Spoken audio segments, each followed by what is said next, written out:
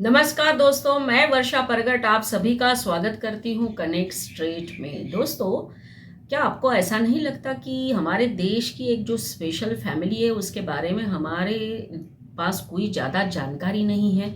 In the sense वो जो family members है वो स्पेशल फैमिली मेम्बर्स करके ट्रीट किए जाते हैं और उनके बारे में ज़्यादातर नहीं मालूम है। इन द सेंस वो कहाँ जाते हैं, क्या करते हैं, उनका अर्निंग सोर्स क्या है, फिर कौन से देश में घूमते हैं, किससे मिलते हैं, फिर उनके यहाँ कौन कौन मिलने आता है। उसके बाद ये हो सकता है कि वो कौन से रिलीजन को फॉलो करते हैं, कौन से धर्म में मानते हैं। ये सारी चीज़ें जो है हमारे मन में आती है। क्या शायद आपके मन में नहीं आती? आपके मन में भी आती होगी, क्योंकि हमेशा इस फैमिली को एक कवर दिया गया है और इनको ट्रीट किया जाता है एक स्पेशल फैमिली करके, और उनके फैमिली मेम्बर्स को भी। इसीलिए ज़्यादातर हमारे पास इनके बारे में इंफॉर्मेशन नहीं है। बहुत सारी शंकाएं मन में होती है कि एक्चुअली ये लोगों का कौन सा धर्म है। क्योंकि मैं ये क्यों कह रही हूँ, इसके पीछे कुछ रीजंस ऐसे हैं। और कौन से फैमिली के बारे में मैं बात कर रही हूँ ये भी आपको पता चल गया होगा। ऑब्वियसली हमारे देश की बहुत स्पेशल फैमिली वो है गांधी फैमिली। एमपी में अब चुनाव होने वाले हैं और इसी के सिलसिले में 2 दिन पहले प्रियंका गांधी वाड्रा वो जबलपुर गई थी और वहाँ से उन्होंने चुनावी जो अपना दौरा है उसका शुरुआत किया। और साथ साथ उन्होंने एक काम किया। क्या काम किया कि वो नर्मदा मैया के किनारे गई, पूजा की, आरती की। वाह वाह वाह, क्या बात है ना। सब कैसे खुश हो गए होंगे, चलो भाई ये लोग भी हमारे धर्म को मानते हैं, सनातन धर्म को भी मानते हैं, एक्सेट्रा। लेकिन ये जो बात है ना, ये सिर्फ चुनाव के दौरान ही दिखती है। कभी हमने देखा नहीं कोई मैगजीन में, कोई न्यूज़पेपर में या सोशल मीडिया में वाह कि दिवाली धूमधाम से मना रहे हैं या होली धूमधाम से मना रहे हैं, या जो भी हमारे जो इम्पोर्टेंट त्यौहार है वो धूमधाम से मना रहे हो।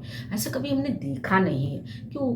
इसका रीज़न तो क्या है हमको नहीं पता। क्या है, सचमुच मनाते हैं नहीं मनाते वो ही जाने, लेकिन हमने नहीं देखा है। लेकिन जब चुनाव आते हैं तो इनका जो सियासी हिंदुत्व है ना वो जाग जाता है, और फिर हमको दिखता है कि ये अलग अलग मंदिरों में जा रहे हैं। कभी हनुमान जी के मंदिर में जाते हैं, कभी राम मंदिर में भी जा रहे हैं, कभी शिव मंदिर में भी जा रहे हैं। बहुत ऐसा लगता है कि वाह कितने अच्छा है ना, ये लोग भी हमारे धर्म को फॉलो करते हैं। लेकिन इनका डबल स्टैंडर्ड नेचर हमको पता है।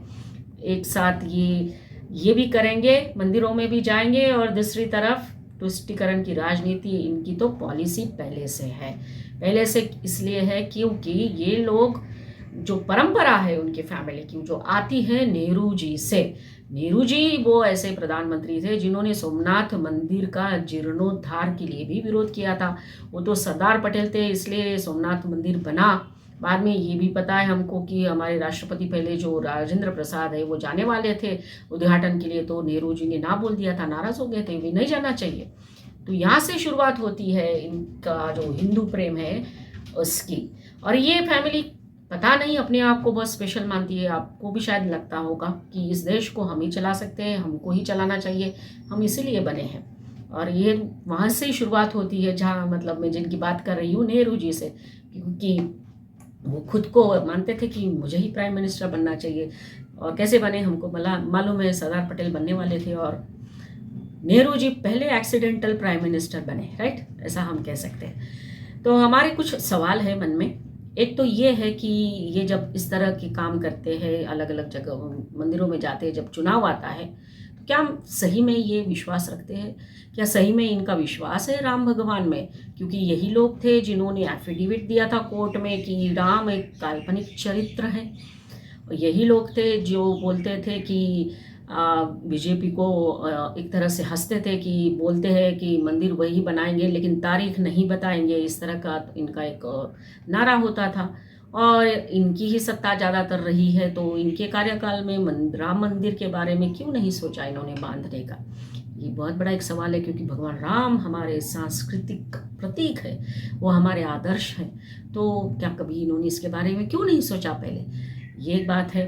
फिर दूसरी बात, अगर ये लोग हमारे सनातन धर्म में, हिंदू धर्म में विश्वास रखते हैं, तो अभी जो लास्ट मंथ में जो लोकतंत्र का भव्य मंदिर जो बना, नया जो नई पार्लियामेंट बनी उसके उद्घाटन में क्यों नहीं गए? राजदंड की पूजा हुई, स्थापित हुआ, वो सब हमने देखा। क्यों बहिष्कार किया इन्होंने वहां जाने के लिए? वो तो इतना बड़ा मंदिर मानते हैं हम लोग, लोकतंत्र का मंदिर मानते हैं, तो जाना चाहिए था, तो क्यों नहीं गए? वो एक सवाल हमारे मन में है। तीसरा सवाल ये है कि हमेशा ये क्यों ऐसा सोचते हैं कि मंदिर बनाने की क्या ज़रूरत है ना? जैसे लोकतंत्र का भव्य मंदिर बन रहा था तभी भी इन्होंने यही कहा कि इतना खर्चा करने की क्या ज़रूरत है, मतलब नई पार्लियामेंट की क्या ज़रूरत है, ये बोला था।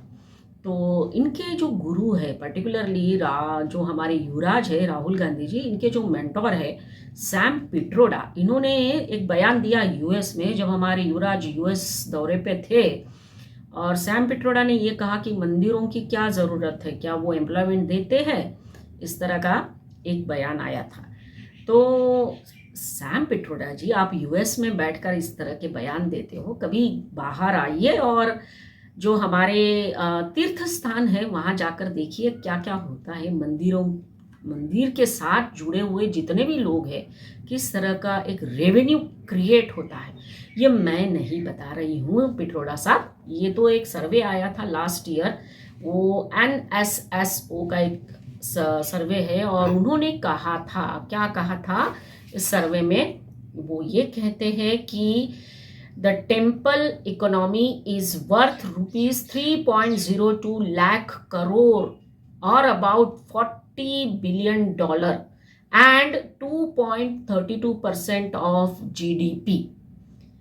In reality, it may be larger. It includes everything from flowers, oil, lamps, perfumes, bangles, sindoor, images, and puja dresses. It is driven by the vast majority of informal, unprotected labor. ये सर्वे में कहा गया है। हम जानते हैं कि मंदिरों के आजू बाजू में कितने सारे छोटे मोटे दुकानदार होते हैं, सब चीज़ें बेचते रहते हैं, एक तरह से वो रेवेन्यू जनरेट होता है, उनको भी पैसा मिलता है, और लाखों की तादाद में लोग जो है वो तीर्थ स्थानों पर जाते हैं, जैसे केदारनाथ है, बद्रीनाथ है, काशी विश्वनाथ है, अभी जो उज्जैन का महाकालेश्वर है, अयोध्या टेम्पल बनेगा तो सोचिए कितने लोग जाएंगे। तो ये एक बात है। और आगे क्या कहता है NSSO, वो ये कहते हैं कि 55% of Hindus undertake religious pilgrimage, patronizing maid and small-sized hotels. Expenses on religious travel are rupees 2,717 per day per person. Expenses on social travel rupees 1,068 per day per person. Expenditure on educational travel rupees 2,286 per day per person. That comes to the expenditure on religious travel of rupees 1,316 crore per day. Annual expenditure on religious travel of rupees 4.74 lakh crore. This NSSO data says that Indians do more pilgrimage than business trips and spend more on pilgrimage than traveling for education purposes. तो ये है हमारे मंदिरों का महत्व, और ये तो कितने सालों से ऐसे चलता आ रहा है, और अभी तो हम देख रहे हैं किस तरह से डेवलपमेंट इन जगहों का हो रहा है। तो इसके पीछे का कारण ये है, तो ये नहीं है क्यों ऐसे ही मंदिर बनाए जाते हैं।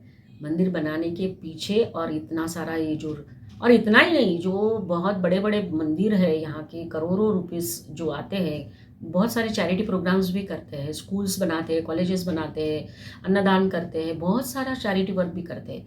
तो ये भी एक काम होता है, करते हैं मंदिर वाले। तो अभी हमारा और एक सवाल, अगले साल जनवरी में राम मंदिर का भव्य उद्घाटन होगा, तो क्या हमारे युवराज की बहन और उनके पार्टी के लोग, अगर राम मंदिर उद्घाटन में उनको आमंत्रित किया जाता है तो क्या जाएंगे? सोचने वाली बात है, जाएंगे कि नहीं जाएंगे तो ऑब्वियसली आने वाला समय ही बताएगा। लेकिन जैसे कि ये लोकतंत्र के मंदिर के उद्घाटन में नहीं गए, जहां बैठकर अभी ये कामकाज करेंगे, तो सवाल तो हमारे मन में आएगा ही ना कि राम मंदिर जब बनकर तैयार हो जाएगा, उद्घाटन होगा, तो क्या ये लोग जाएंगे? सोचो। और ज़रूरी बात ये कि ये इनकी पहले से ही इस तरह की पॉलिसी रही है, दिखाना कुछ है, करना कुछ है। करना इनको यही है, तुष्टीकरण की राजनीति। तो आने वाले दिनों में जो भी चुनाव होने वाले हैं और वहाँ के लोगों को और हम सबको ये सचेत रहकर मतदान करना होगा। अदरवाइज क्या होगा वो तो भगवान ही जाने। तो आज का मुद्दा हमारा इतना ही था, आज का टॉपिक इतना ही था। आशा है कि आपको हमारा ये वीडियो अच्छा लगा हो तो लाइक करिए, शेयर करिए और मेरे चैनल को सब्सक्राइब ज़रूर कर लीजिए। बाजू में जो बेल बटन है उसको प्रेस कर लीजिए ताकि आने वाले वीडियो के बारे में आपको पता चले। अगले नए टॉपिक के साथ फिर मिलेंगे। तब तक के लिए धन्यवाद।